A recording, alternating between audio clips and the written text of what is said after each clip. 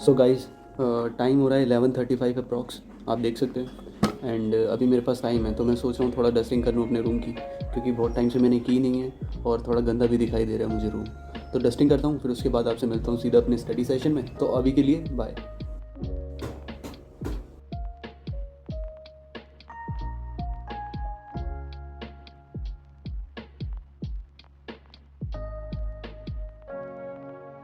वैसे ये 10 our challenge मैं ब्लफ करने के लिए नहीं कर रहा हूँ।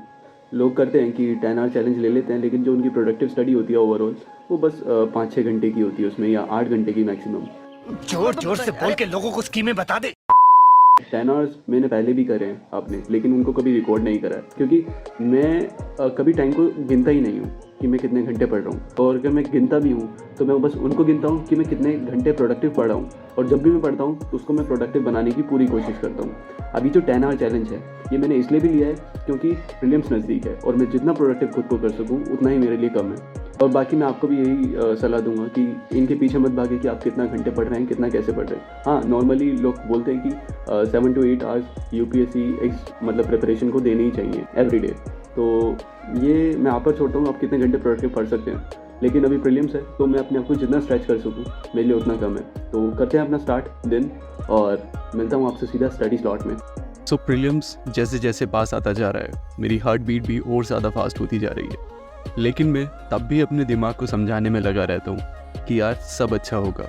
अगर मेरी prep through out the year अच्छी रही है तो मैं वो सीट भी डिज़र्व करूँगा, और अगर नहीं रही है तो आई विश कोई मुझसे ज़्यादा नीडी ही उस सीट को डिज़र्व करे।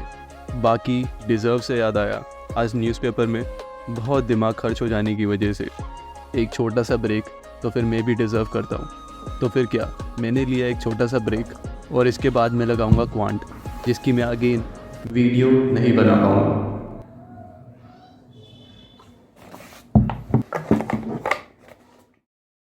एंड फिर एक बड़े से ब्रेक के बाद मैं बैठ गया लक्ष्मीकांत को लेकर। एंड अब इस बुक को पढ़ते पढ़ते मैं सच में इतना बोर हो गया हूँ कि बस पूछो मत।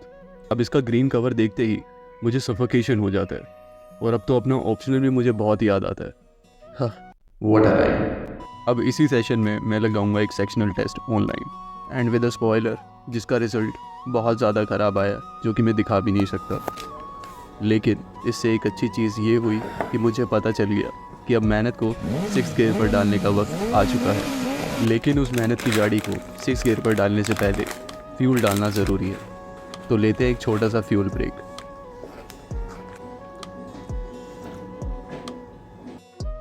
अब ये जो स्लॉट था लक्ष्मीकांत का, ये पूरा का पूरा डेडिकेटेड था मेरे मॉक्स के रिजल्ट पे। And obviously after getting lower marks मुझे इस स्लॉट में बहुत ज़्यादा ही मेहनत करने को मिल गई। But on the same note blessed भी बहुत फील हुआ कि थैंक गॉड ये सिली मिस्टेक्स मैंने अपने रियल एग्ज़ाम में नहीं की।